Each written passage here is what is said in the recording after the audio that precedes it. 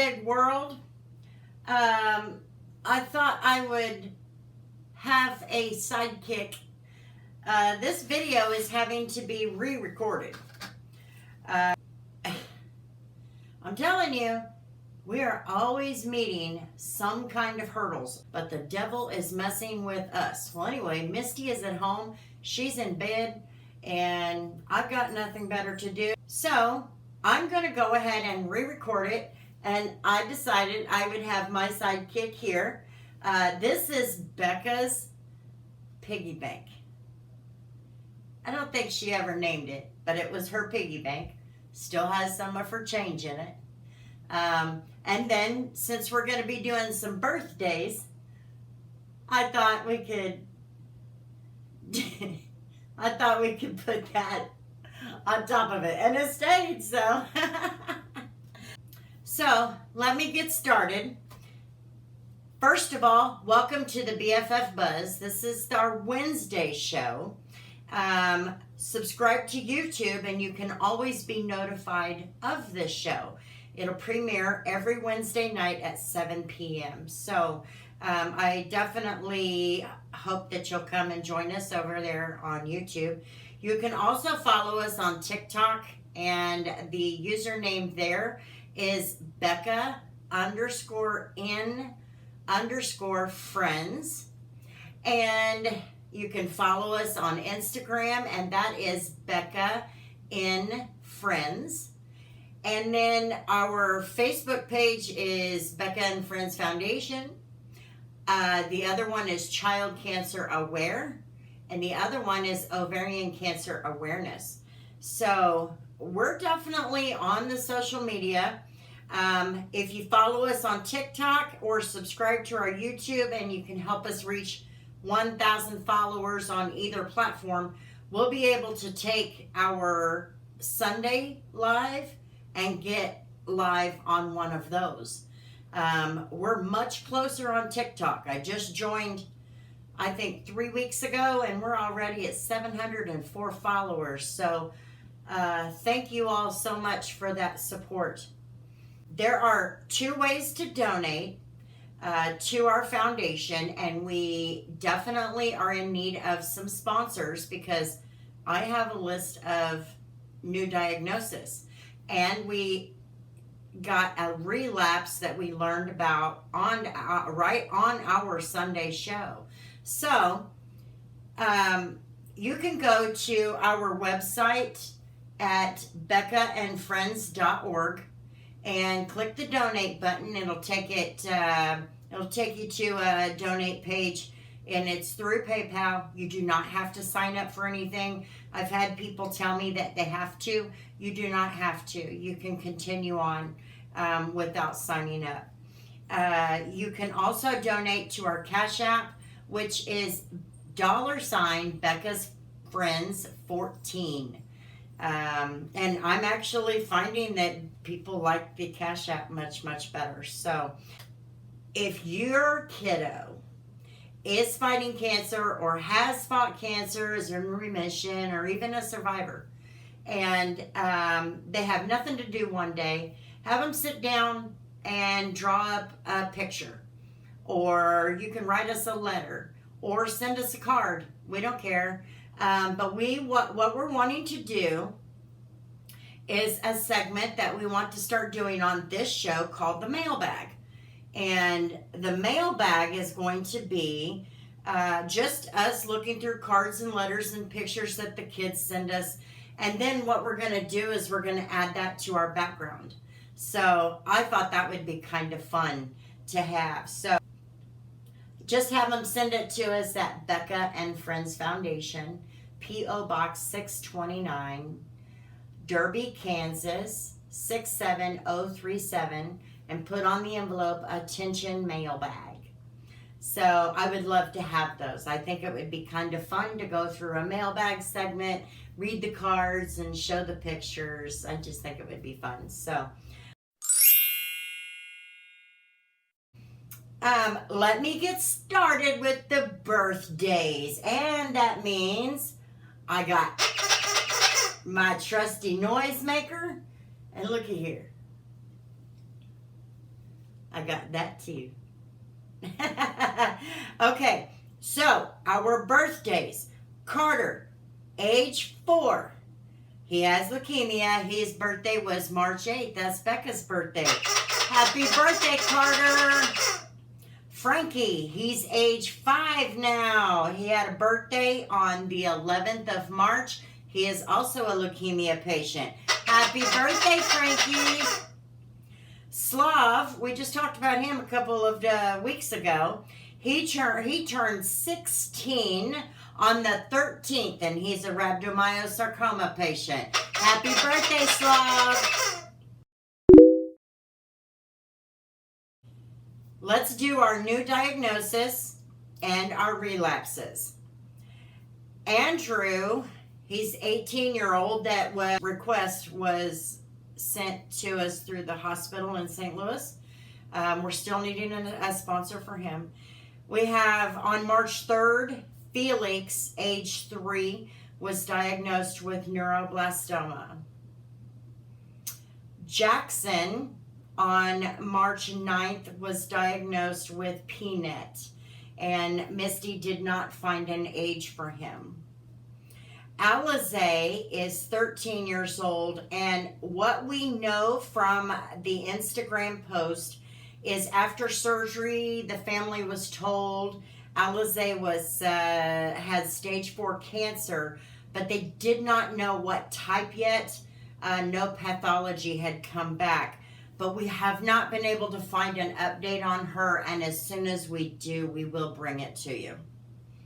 And then during our Sunday show, mom of Alexis commented that her daughter had just relapsed with Ewing sarcoma.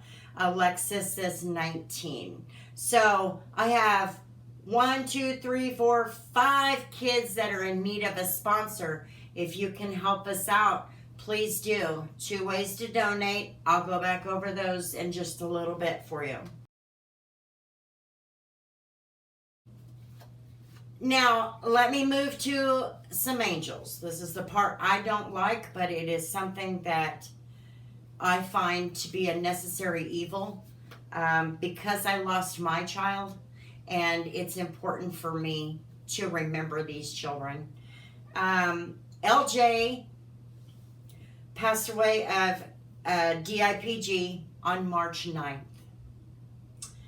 Danica, ATRT, passed away on March 11th.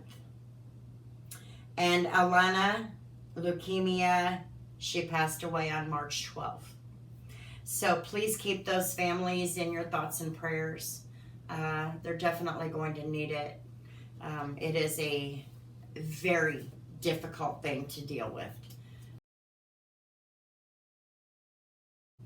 Okay, so now we're going to do some woohoo moments. Got my trusty noisemaker. Okay, Wendy is an ovarian cancer patient, and she has reached remission. So congratulations, Wendy. Luba, we talked about her last week. She had a birthday. Her test results are in, and she is cancer-free. So congratulations, Luba. Now, one of our local kids, Laura, she had scans this last week, I believe, and her tumors are stable. So congratulations, Laura. Reese today is his 3-year rebirthday. That's what we call it in the child cancer world. 3 years ago, he had his transplant. So congratulations, Reese.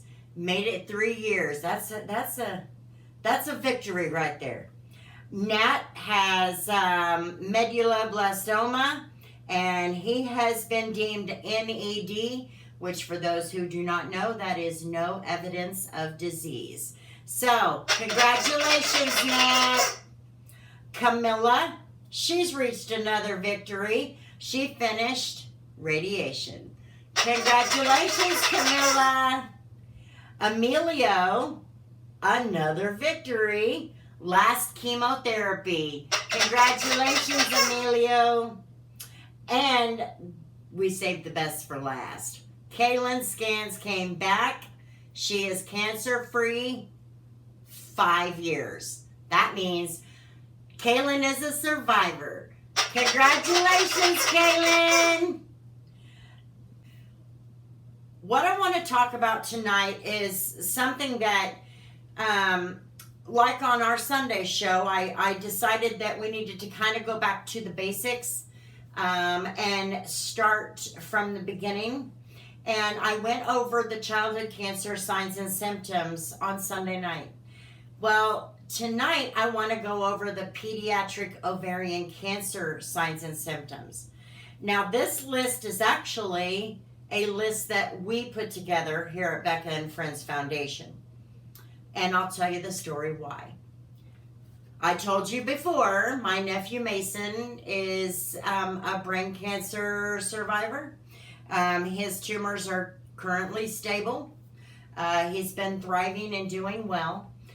Not long after Becca passed away, her and Mason had gone to St. Jude, which is where he is treated. And when she came back, we were discussing some things, and she had mentioned that adult signs and symptoms of cancer are different than children. Well, it took me a couple of years to get this bright idea that I should have listened to her 2 years or a couple of years before. One of the things that I've struggled with since Becca's diagnosis, she only had a few symptoms that are on the ovarian cancer signs and symptoms list for adults.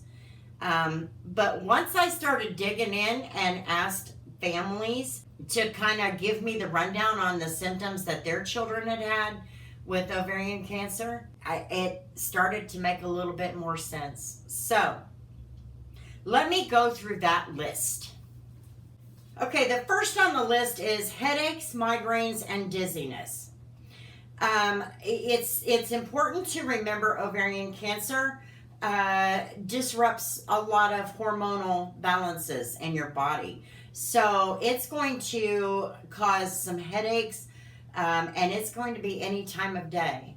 There are some childhood cancers that you wake up with migraines and headaches in the morning time, and the dizziness when you get out of bed, and it's uncontrollable. We've had children take major falls, and with that fall is when they learned that they had a brain tumor. So in this particular situation, this headaches and migraines and dizziness is going to present itself a little differently because of the effects of ovarian cancer on kids. The next is unexplained fevers. If your child is not sick, no sniffles, no rashes, no cough, nothing, but all of a sudden has a 102 fever, yeah, you might want to kind of just keep an eye on that and see what's going on.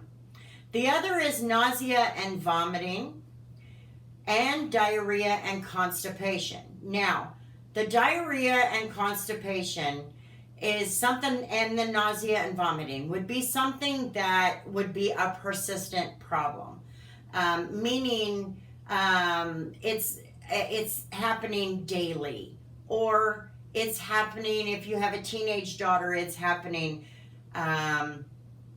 when she is not on her period. So there is different circumstances, but just keep an eye on it. I mean, once you reach that and it becomes a problem, or if your daughter experiences any of these more than 3 times, definitely go and talk with the doctor. The other one is loss of appetite. Cancer can be very, very brutal. Becca did experience a loss of appetite, and that was kind of what woke me up a little bit, that there was a problem. That and her excessive sleeping. And that is actually one of the signs and symptoms. Unusual fatigue and excessive sleeping. Becca was extremely fatigued, but she wasn't sleeping very well. But when she slept, she slept. And it was just different. It was not her normal. Another one is abdominal side hip pain, low back pain, and backaches. Now, obviously, this is pretty self-explanatory, but I want to explain it anyway. Becca complained about her back hurting, her lower back, and her hip hurting. I thought it was growing pains. It did not turn out to be that, obviously. But I did not realize that after a few times, I should have had her looked at. But that's why I do what I do today. I already went through the regret and the I wish I hads. Now I'm making sure that you have the knowledge that you need, and you have the ability to share this with people that are outside of the childhood cancer community. Those pains, any more than 3 times, it definitely needs to be discussed with the doctor. The other is changes in your period, in the periods of your teenagers or young adults, meaning your periods instantly start getting very heavy and extreme pain. Bleeding or spotting in diapers and panties. Now, this one is for children that are under age 8 or menstrual age. It is extremely important to pay very close attention, and don't even wait for 3 times. Just go get them to the doctor.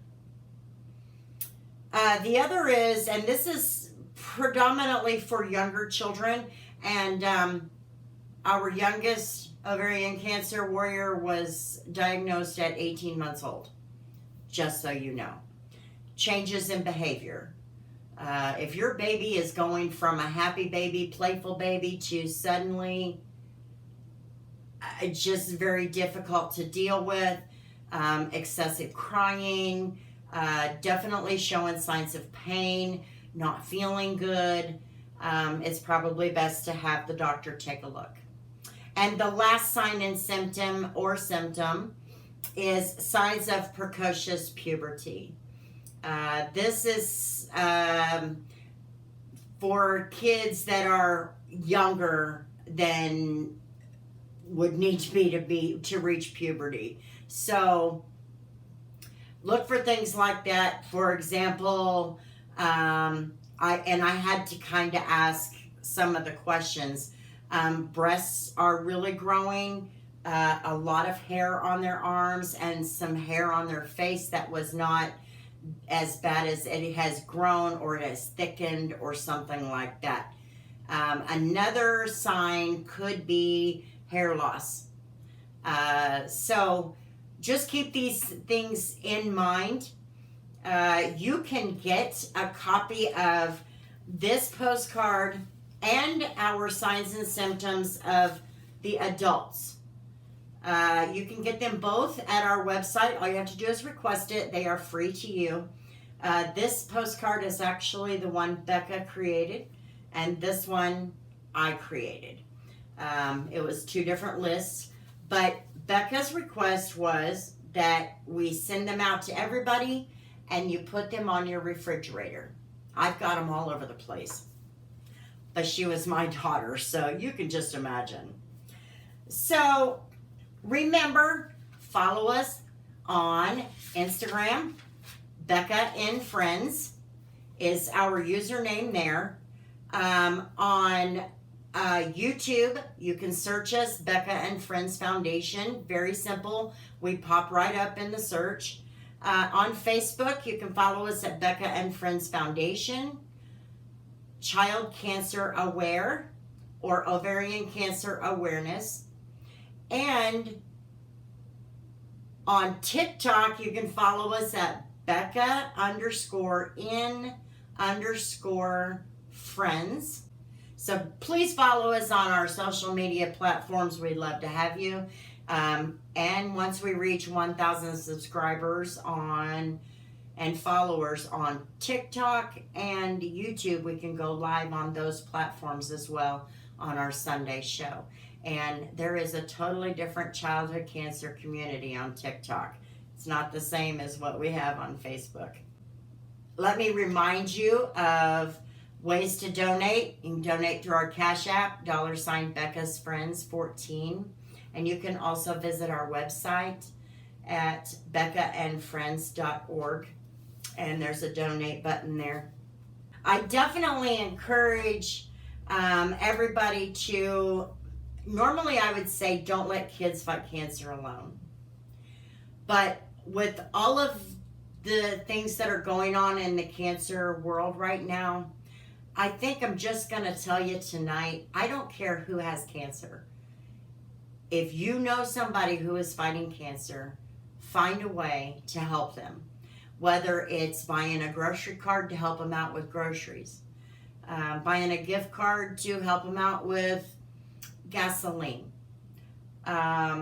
making a meal and taking it over, shoveling their driveway if it snows. You know, there's all kinds of things that you can do. So with that, thank you so much for joining my rebroadcast and Becca's Little Piggy Bank. I didn't have Misty here to re-record, so I figure, you know, it'd be kind of fun to put her little pig there. So thank you for joining us. This is episode number 10. We've made it 5 weeks now. I am enjoying this more than you will ever know. Finally, I don't feel like I have to sit in front of a camera and focus on raising money. And when I started this foundation, I wanted to use my voice. I had the knowledge and I wanted to spread it. And that got lost because of the constant need for funds. And now I'm just loving the fact that I don't have to focus on that. So thank you for joining us, and we hope that you'll come back. We're doing this cheap as possible, just with phones and iPads. But, you know, we're having a good time doing it, and we're saving everybody money by doing it the cheap way, and we're able to spread the message. I got a microphone to yell into, and that's all that matters. So thank you for joining us, and we will see you again next time. Peace.